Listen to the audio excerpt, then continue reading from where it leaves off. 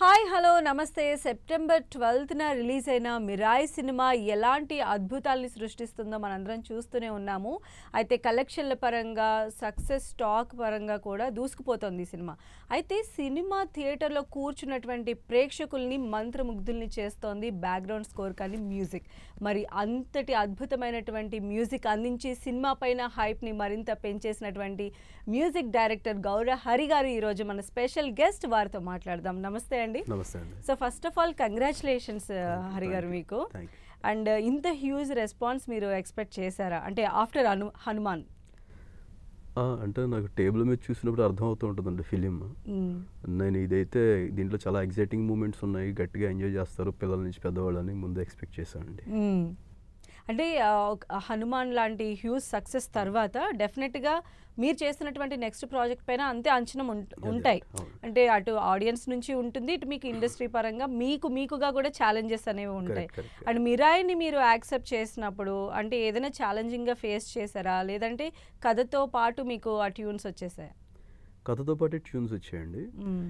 But వచ్చిన ప్రతి tune నేను ఒక 10 times చెక్ చేసుకుని in terms of presentation check చేసుకున్నానండి. అంటే ట్యూన్ కంపోజింగ్ అప్పుడు చెక్ చేసుకోలేదు, ఎందుకంటే కంపోజ్ చేసినప్పుడు నాకు ఫాస్ట్గానే అయిపోతుంది వర్క్.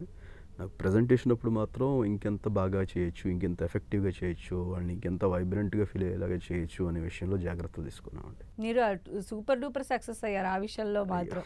ఎందుకంటే బ్యాక్గ్రౌండ్ స్కోర్ వచ్చినప్పుడల్లా ఇలా అంటే ఆ ఎలివేషన్స్కి చాలా యాప్ట్గా అనిపించింది.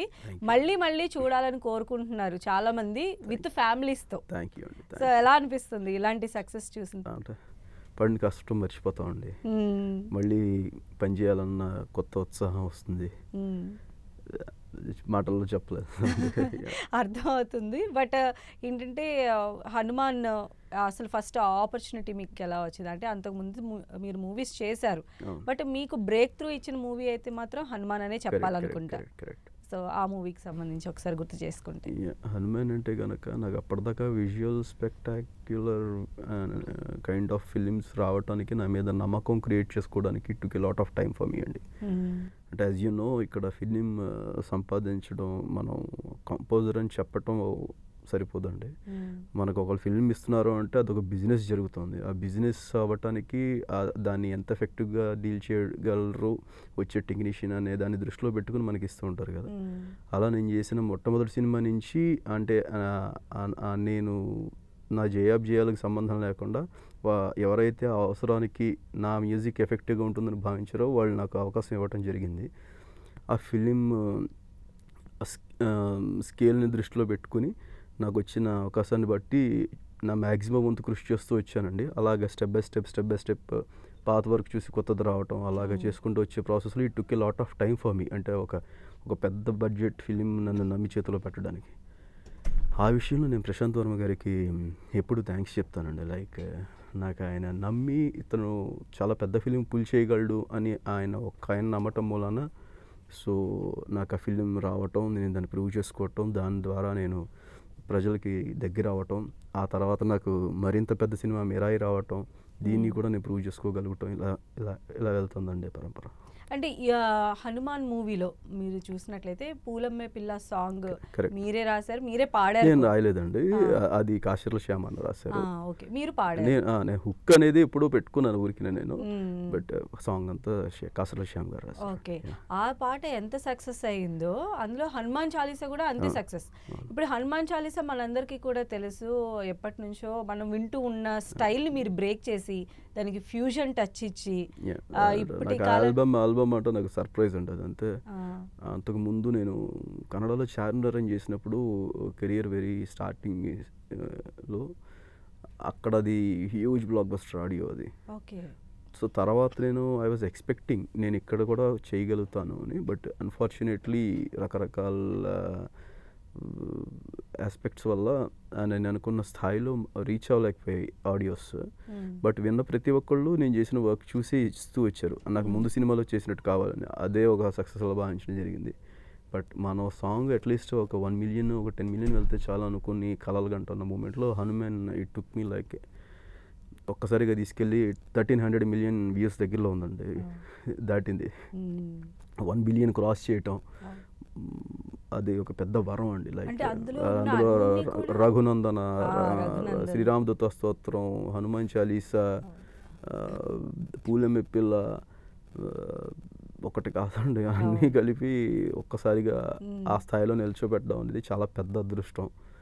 అక్కడి నుంచి నాకు యాక్సెప్టెన్సీ దొరికిన తర్వాత డోర్ ఓపెన్ చేశారండి ఆడియన్స్. లైక్ ఇతను ఎవరో బాగుంది అని యాక్సెప్టెన్సీ దొరకటం అనేది పెద్ద అదృష్టం.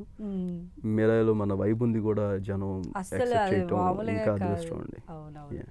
అండ్ దానిపైన చాలా అంటే ఎక్స్పెక్టేషన్స్ కూడా ఉన్నాయి ఆ పాటకి సంబంధించి.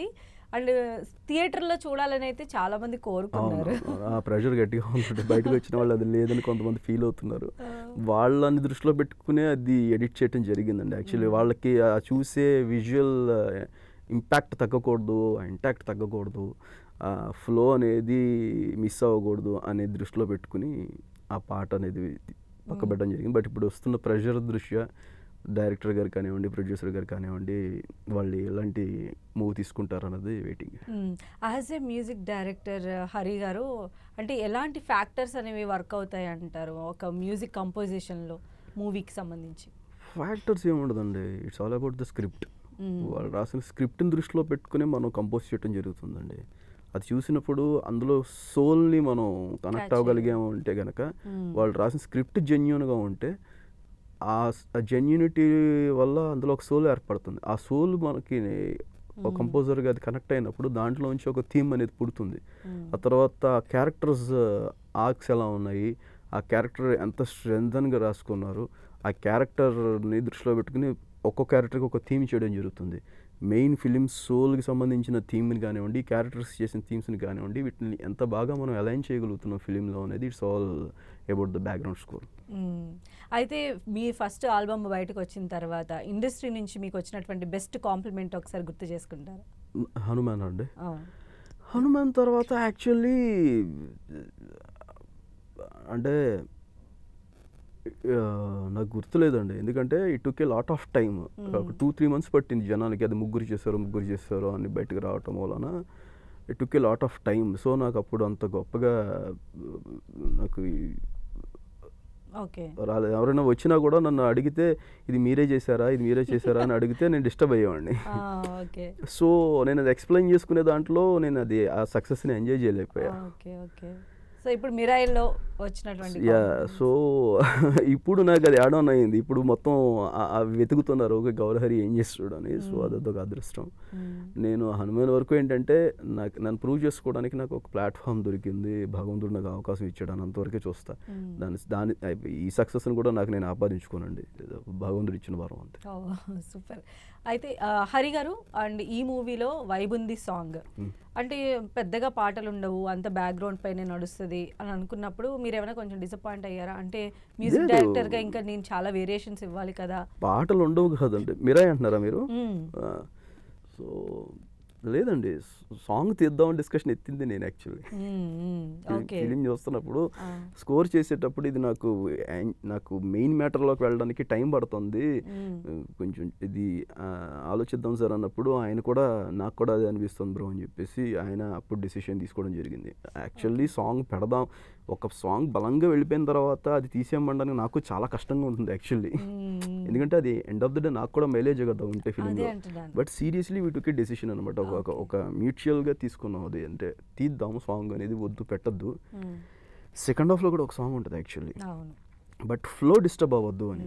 అది ఒక ఛాలెంజింగ్ ఫ్యాక్టర్ యాక్చువల్లీ, ఒక గట్సీ ఫ్యాక్టర్. ఎందుకంటే కనుక ఒక సాంగ్ లేకుండా త్రూ అవుట్ స్కోర్ నెరేటివ్ కూర్చోపెట్టాలి ఆడియన్స్ అంటే కనుక స్క్రిప్ట్ అంత బలంగా ఉండాలి. అంత బలంగా ఉంది కాబట్టే దీనికి అదనంగా వేరే 2 పాటలు పెట్టాల్సిన అవసరం లేదని తీసుకున్న డెసిషన్ అండి.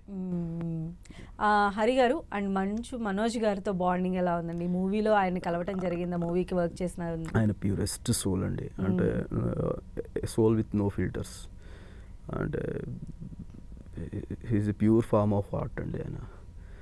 ఆయనతో ఆయన ఆహార్యానికి తగ్గ రోల్ పడింది, ఆయన అభినయానికి స్కోర్ చేయగలడు నా అదృష్టం. అదే. అండ్ తేజ సజ్జా గారితో సెకండ్ మూవీ, ఆయనతో మాటల్లో చెప్పలేని బాగుండండి అది. తేజ సజ్జా గారు like he's my everything. Like he's my Hanuman, he's my Shiva, he's my Sampati, he's my everything. అంటే ఎప్పుడైనా డిస్కషన్స్ జరుగుతూ ఉంటాయా ఇద్దరి మధ్య, అంటే ఇలా ఉంది ఇది ఇలా ఉంది అని మీరు చెప్పడం, తన కరెక్షన్స్?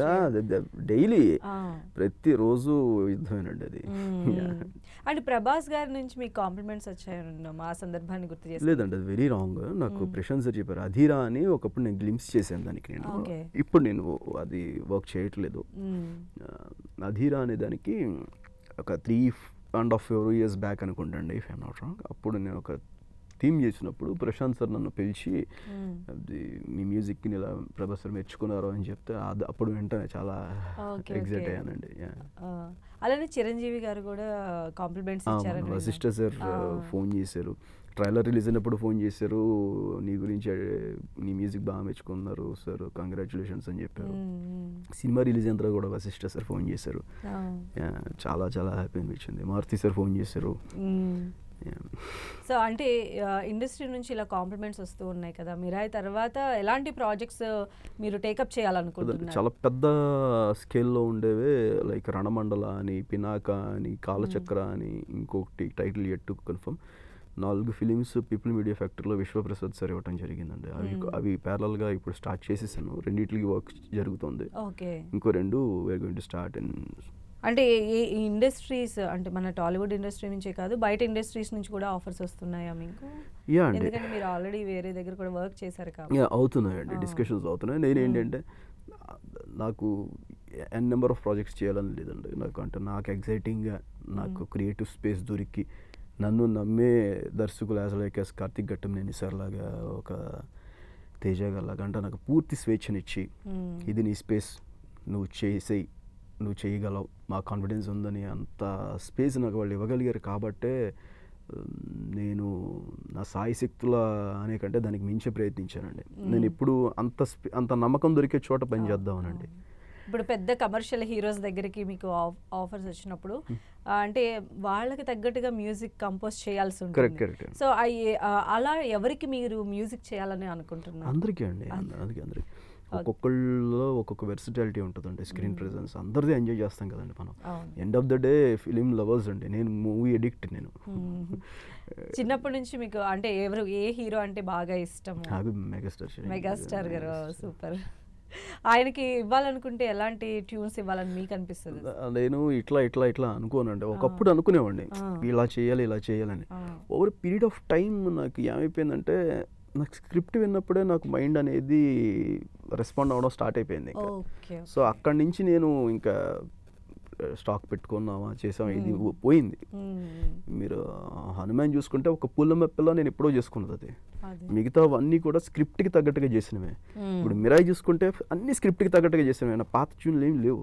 నేను అంత స్క్రిప్ట్ విన్నాను, స్క్రిప్ట్కి ఏం బాగుంటుందో అంటే జెన్యూన్గా నాకు అది స్ట్రైక్ అయ్యింది స్క్రిప్ట్ విన్నప్పుడు. సో నాకు చిరంజీవి సార్ కంటే ఆబ్వియస్లీ మనం బేసికల్లీ మూవీ లవర్స్, ఇంకా మనకి ఇష్టమైన స్టార్ ఉన్నప్పుడు రేంజ్లో ఉంటాయి. అయితే అంటే నేను బేసికల్లీ ఎలా ఆలోచిస్తానంటే, నేను ఇర్రెస్పెక్టివ్ ఆఫ్ స్టార్, నేను చేసిన థియేటర్లో ఆడియన్స్ ఎంజాయ్ చేయాలి అనేది పెట్టుకుంటానండి. నేను చేసింది వైబ్రెంట్గా ఫీల్ అవ్వాలి అనేది నా మోటివ్. సో అది ఎవరు వచ్చినా కూడా అంతే శ్రమ ఉంటుందండి. అంటే ఒకళ్ళకి ఎక్కువ ఒకళ్ళు తక్కువ ఉండదు. బేసికలీ నాకు నేనే భయపడుతూ ఉంటాను. ఓకే, మా కోసం ఒక పాట పాడగలుగుతారా? పూలమే పిల్ల సాంగ్. ఇప్పుడు నాకు ఫీవరిష్గా ఉంది, సో గొంతు. Okay right, thank you so much అండి. అండ్ మీ నుంచి ఇంకా చాలా మంచి ప్రాజెక్ట్స్ రావాలి, పెద్ద స్టార్ ప్రాజెక్ట్స్కి మీరు వర్క్ చేయాలని చెప్పి మనస్ఫూర్తిగా కోరుకుంటున్నాను. థ్యాంక్ యూ సో మచ్ అండి. సో ఇది ఇవాల్టి స్పెషల్ చిట్ చాట్. చూస్తూనే ఉండండి 10 TV.